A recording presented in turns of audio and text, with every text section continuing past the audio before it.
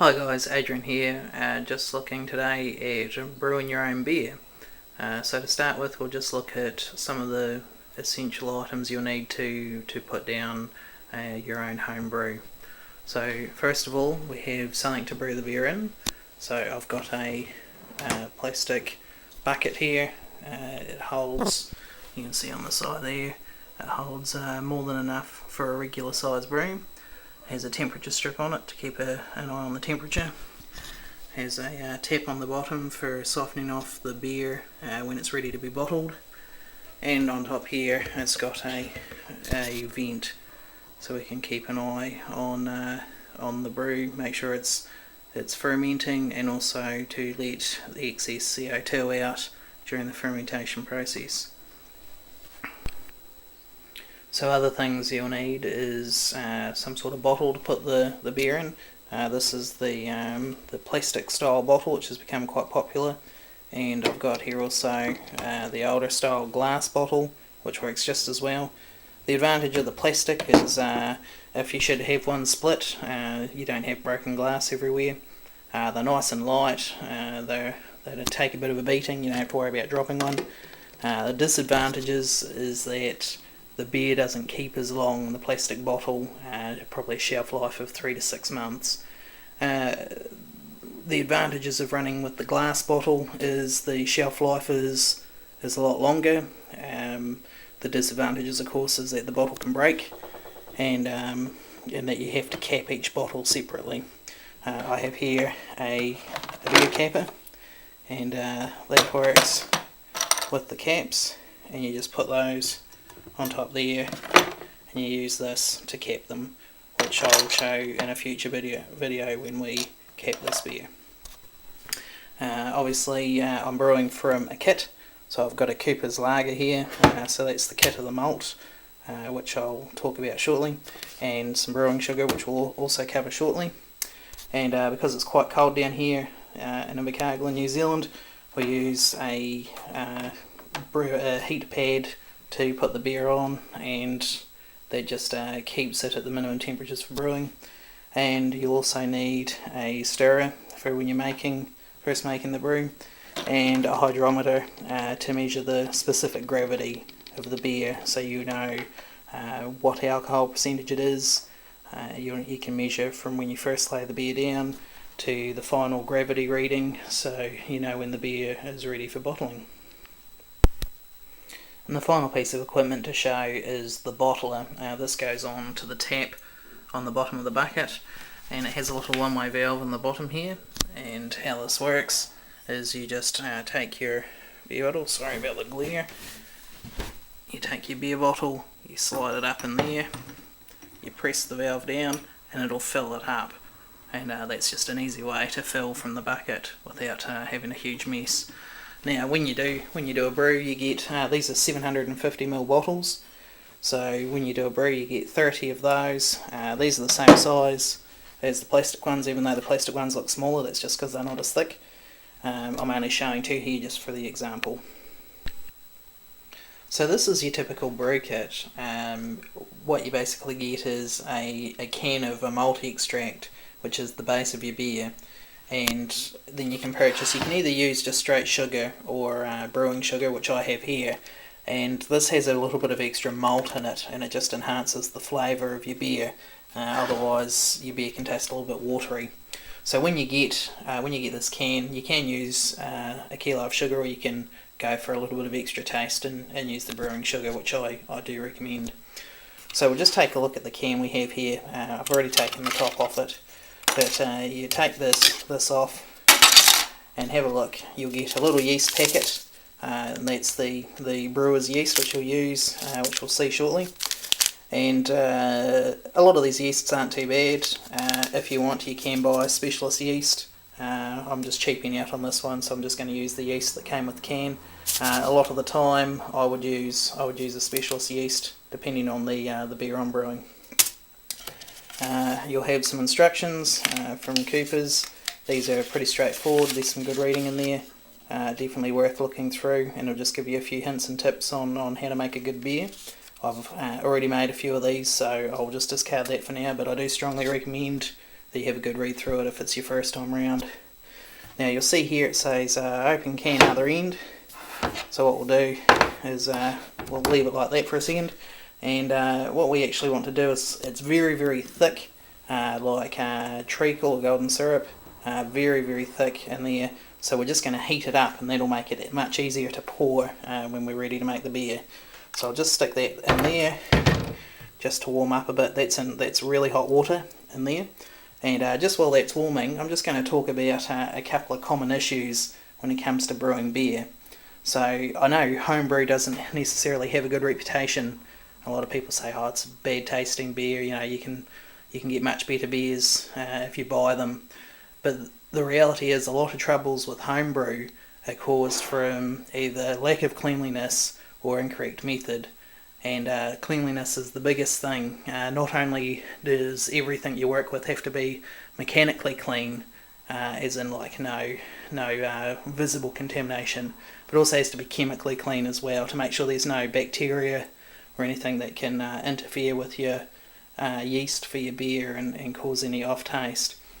So I've got a couple of things here just to show you. This is sodium metabisulfite, which is, bring that in there, which is a really good steriliser. The dosage on this one, use 1 level teaspoon per litre of warm water. It does give off fumes, doesn't smell very nice. You may want to do it outside or open a window. The other option is some iodine, iodophor we've got here, and I find that quite handy just for sterilising the bottles before I use them. But it's very important that everything that could come in contact with your beer is absolutely clean and sterilised. So what we do is, I've already done this, but you wash out the bucket with a bit of the solution.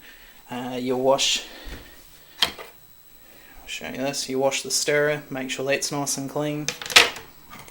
You wash your hydrometer, that needs to be nice and clean as well, because, well, it doesn't have to be clean if you don't put it in the beer, but I'll be putting it in the beer to measure the specific gravity, so I've sterilised that as well. And in the top here, we've got the air vent here, the airlock, and that's been sterilised as well. And when I fill it up, I'll use a little cooled boiled water, just so there's no risk of contamination in here. What you do is you fill the water level across here, and as the CO2 bubbles up, it bubbles up through there and it stops anything coming back. Some people use vodka as instead of hot water in here, which works fine, and obviously there's no risk of the vodka contaminating if anything should suck back in. So we've got it in here, it's nice and clean, and it's ready for our brew. So I'll give the beer a few more minutes to warm up and soften, and then we'll get cracking. Okay guys, so I've just started by putting a couple of litres of boiling water in there. That's just so we can dissolve the sugar, which I'm just going to add in first here. So that's actually a sugar and malt mix. That'll just give it a little bit more flavour. Alright, I'll just get my stirrer here, and I'm just going to stir that. Sorry, that's fogging up the camera. Just going to stir that and dissolve it in. Okay, now that I've done that, it's time to add the malt.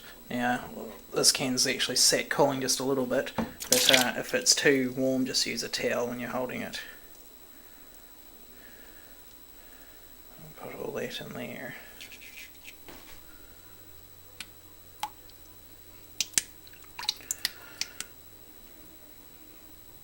Now, this is basically all your beer in a can.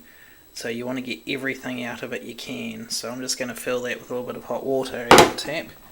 And that'll just make sure we get as much of that as possible. Right, so I'll just swish that around a bit. You can already smell a really nice malty sort of sweet smell just from out of this can. And just make sure we get all of it out.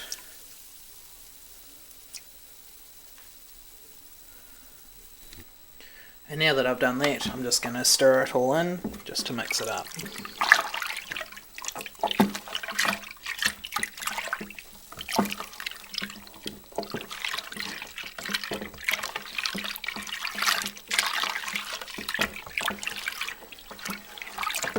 Now, the end goal is we need to have the temperature just right so we can put the yeast in it. Now, the yeast works between about 18 and 27 degrees. Now, we're brewing a lager here, so we want to keep the temperature as low as we can. So I'm going to be definitely aiming to probably around the 18 degree mark. It gets all cold here at night, so that's why I'll be putting it on the heat pad for switching it on at night. So what we'll do is, now that this is all mixed in, we're going to top this up with cold water, and we'll just keep an eye on the temperature reading here. Like it's reading right up at 30 degrees here. It's a bit hard to see, but it's reading at 30 degrees there, which is really too high to put the yeast in. So we'll top it up with cold. We're going to top it up to 23 litres, so we'll top it up, and if it gets a little cold we can add more hot water, and obviously if it's still a little high in temperature we'll just top it up with a little bit more cold. Okay guys, so I've topped it up with pretty much just cold water. We've got the temperature, I don't know if you can see it there, it's sitting on about 22 degrees, which is a pretty good temperature to pitch the yeast at. Before we do though, I'm going to measure the specific gravity, just so we can see what sort of start point we've got and what sort of alcohol percentage we can expect from this brew. So I've got my hydrometer here. Now a lot of people drain a wee bit off and measure it in a wine thief. This is sterilised, so I'm just going to put it straight in and we'll measure it from there. Okay, so I've got the top here. I'll just make a wee bit of a space here so we can read it. You dunk it in, give it a spin, spin it around. This is just to get any bubbles off, and we'll take the reading there. So it's at the bottom of the red, which is 1.040, and if we, I'll bring it in here, just at the bottom of the red there, and if we have a look, that actually suggests we'll be looking at about 5–5.5%, which is pretty standard for this sort of beer. Once it's finished fermenting, it'll come up to the top line here, just by my finger. It'll be up around there hopefully, and that'll indicate it's ready for bottling. Okay, so we're ready to pitch the yeast now. So all you need to do is just sprinkle it on top here.